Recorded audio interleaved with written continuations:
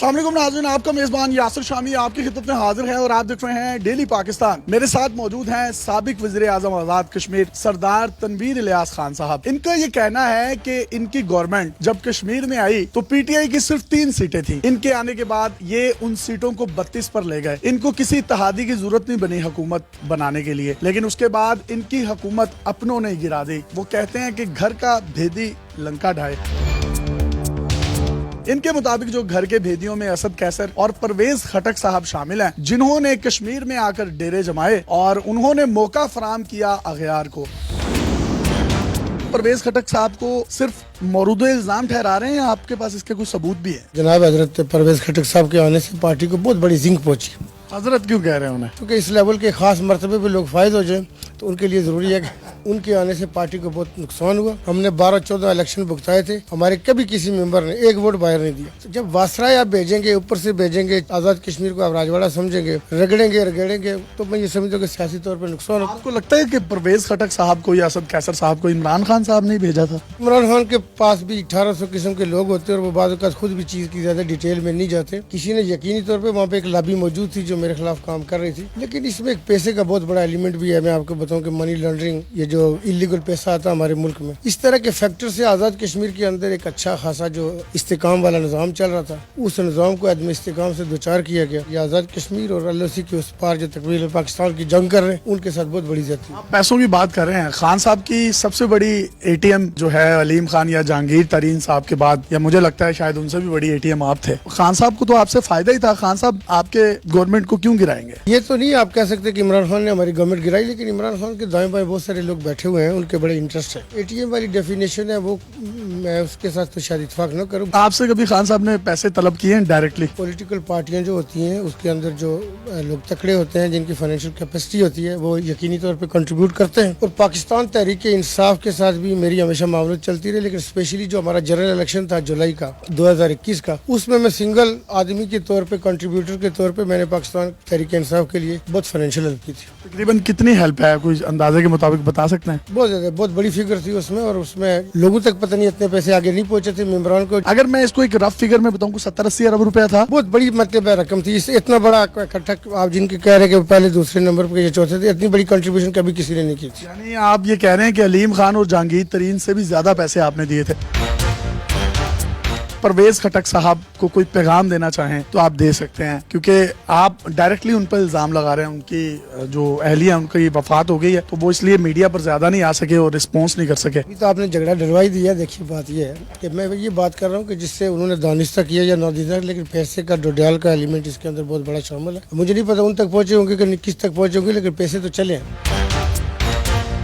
परवेज खटक साहब और उनके पूरे अहले खानदान जो उनका फैमिली है, मैं सबसे ताज़ीज़ का इज़हार करता हूँ। अल्लाह ताला उनको सब्र जमील दे। कोई एक छोटे से छोटा कारकुन या कुछ सोशल मीडिया एक्टिविस्ट भी पकड़ा जाता है तो खान साहब उसके हक में ट्वीट करते हैं उसका नाम लेकर, लेकिन आपकी गवर्नमेंट गई, किसी किस्म की कोई रेजिस्टेंस नहीं हुई। उसी रात को या मैक्सिमम उससे अगली रात को पार्लिमानी पार्टी का अजमान पाक में इजलास बुला लिया गया। तो आपको नहीं लगता कहीं शिकवा, कोई गिला नहीं है खान साहब से कि यार वो आपके लिए कोई एक ट्वीट ही कर देते या कोई सोशल मीडिया पर एक पोस्ट ही लगा देते? खान साहब के पास चूंकि एक अरसे से मेरे हवाले से ये कि उनका जहन बनाया जा रहा था, जहन साजी हो रही थी कि ये एस्टेब्लिशमेंट का आदमी, और ये एस्टेब्लिशमेंट की वजह से आपका खुल का साथ नहीं दे रहा, जिस तरह इसको खड़े होना चाहिए।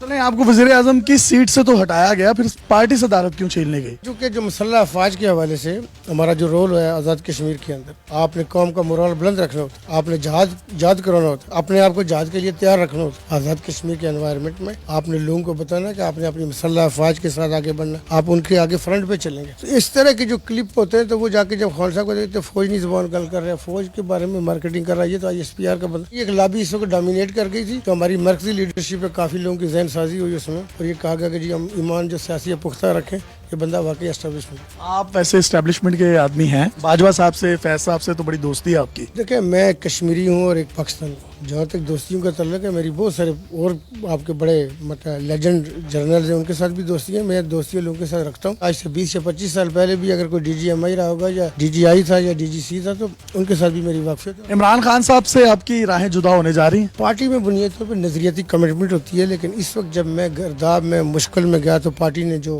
बचकाना हरकत हरकत की, मैंने पाकिस्तान तहरीक इंसाफ आज़ाद कश्मीर के हर पहाड़ पे झंडा लगाया। कोई पहाड़ ऐसा नहीं होगा जिसपे पीटीआई का झंडा नहीं वार्ड में उतारी है पार्टी। इतने कानून का कच्चा नहीं होना चाहिए। हमें कोई ऐसी चीज नहीं है कि कटी हुई पतंग की तरह कभी उधर भागेंगे कभी इधर भागेंगे। अपनी स्ट्रेंथ और अपनी पोजीशन के मुताबिक आगे बढ़ेंगे इंशाल्लाह। आपकी मियां मोहम्मद नवाज शरीफ साहब के साथ भी बहुत अच्छी दोस्ती है और पुंछ में जो इनका घर है आप अपनी स्क्रीन पर देख सकते हैं, कश्मीर का खूबसूरत तरीन महल है और कहा जाता है कि पाकिस्तान में शायद इससे खूबसूरत घर पहाड़ों पर नहीं है। अल्लाह गरी के रहमत करे कलसूम नवाज साहिबा को। उन्होंने मियां मोहम्मद नवाज शरीफ साहब से कहा था कि मैं सरदार साहब के घर में एक दो दिन रहना चाहती हूँ, तो किसी दिन आप मुझे लेकर चलें। लेकिन उनकी ये ख्वाहिश तो पूरी ना हो सकी, वो जा तो ना सकी। तो मियां साहब से आपकी दोस्ती बड़ी अच्छी है, वो आपका एज ए बिजनेसमैन बहुत लाइक करते हैं। अगर उधर से कोई ऑफर आती है आपको कि मुस्लिम लीग नून ज्वाइन कर लें, तो तहरीक इंसाफ को छोड़ के उनकी एटीएम बनेंगे? अपने मियाँ साहब के हवाले से कहा, मैं किसी पार्टी में अभी जाने का मेरा कोई इरादा नहीं है। मियां साहब खुद कॉल कर दें तो चले जाएंगे? सियासी तौर पे जब आप फैसले करते हैं, आपके साथ लोगों का चलने वाला एक बड़ा ग्रुप होता है। मैंने आज़ाद कश्मीर के अंदर रियासती सियासत की।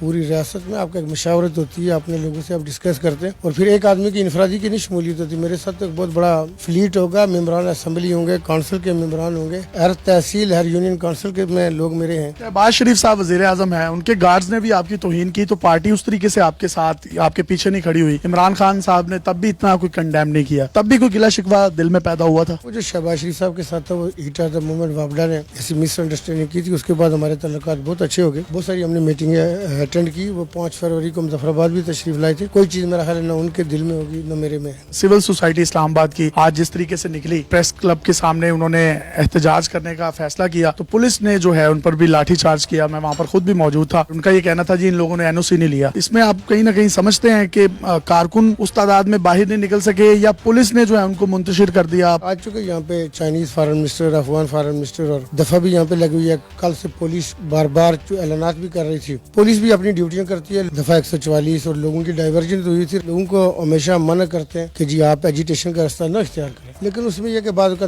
जो कारकुन होते हैं वो जज्बाती हो जाते हैं।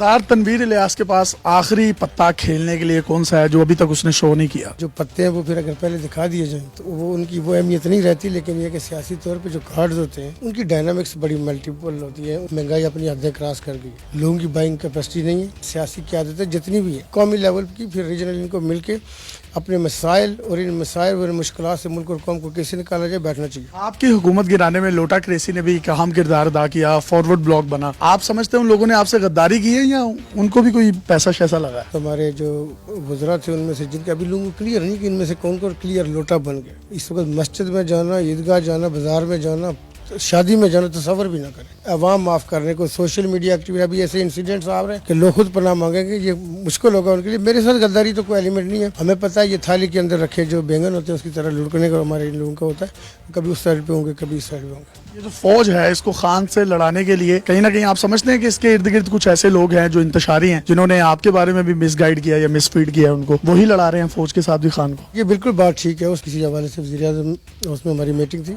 एक मीटिंग पहले से चल रही थी, मैंने दरवाजे से देखा खान साहब ने मुझे अंदर बुलाया, हम भी बैठ गए। टॉपिक पहले से मौजूद था और उसमें फौज के हवाले से ये बात हो रही थी कि इन्होंने हमें कमज़ोर पोजीशन दी ताकि ये ज़्यादा तकड़े ना हो जाए। कमज़ोर होंगे तो हमारे कंट्रोल में रहेंगे। ये वहाँ पे मैंने थोड़ा सा इंटरव्यू किया और मेरी बात को खान साहब ने अप्रिशिएट भी किया। मैंने कहा जी इस वक्त फौज आपको बहुत अपनाइयत और बहुत हाथ रख रही है, इतना किसी पॉलिटिकल पार्टी को सपोर्ट नहीं किया। कुछ काम ऐसे हैं कि जो फौज से मुताल्लिक नहीं थे, वो सियासी लोगों ने कर रहे थे, वो नहीं कर सके। हम बांग्लादेश से पीछे क्यों चले गए? हम नेपाल, भूटान और अफगानिस्तान से पीछे। तो सियासी क़यादतें ना तो जिम्मेदारी लेती हैं, और मैं आपको बताऊं कि खुद ये मोम की जो रबड़ होती है ना उसकी तरह होती है, अपने इंटरेस्ट के लिए होते रहते हैं। जब दूसरे की बात आए तो ये बड़े सियासतदान बन जाते हैं। सरदार तनवीर इलियास खान साहब ने आज़ाद कश्मीर में ऐसे कौन से 3 बड़े काम किए जिसके बाद उनके अपने लोगों ने सोचा कि गद्दारी करके इसको हटवा दिया जाए? बल्दियाती इलेक्शन 32 साल बाद आज़ाद कश्मीर में न होना, जहाँ पे जंग लड़ी जा रही है तकमील पाकिस्तान की LOC के उस पर बल्दियाती इलेक्शन का इनेकाद कि एक बंदा भी सीरियस जख्मी नहीं हुआ। ड्राई पोर्ट 32 साल से पड़ी हुई थी। ड्राई पोर्ट अभी इफ्तिताह होने के लिए रेडी थी। मैं ये समझता हूँ कि पाकिस्तान तहरीक इंसाफ की अगर किसी भी जगह पे कोई सक्सेसफुल हुकूमत थी वो आज़ाद कश्मीर में अपने कामों के हवाले से थी। जो उनके लिए फख्र हो सकता था, उनके लिए मैं ये समझता हूँ कि ताज बन सकता था, वो हमारे काम थे। फिर आप हमसे प्रॉमिस करें कि जो जो आपने प्रोजेक्ट्स किए हैं आप मुझे साथ लेके जाएंगे और हम अपनी कौम को भी दिखाएंगे। बिल्कुल आपको दिखाएंगे। आप प्रैक्टिकल आए, प्रोग्राम करें और लोगों के साथ शेयर करें। जी इंशाल्लाह जो इन्होंने काम किए हैं वो हम आपके सामने लेकर आएंगे, और जितनी भी इन्होंने बातें की हैं वो गलत हैं या दुरुस्त हैं उसका फैसला आपने करना है। अपने मेज़बान यासिर शामी को इजाज़त दीजिए और देखते रहिए डेली पाकिस्तान। अल्लाह हाफ़िज़।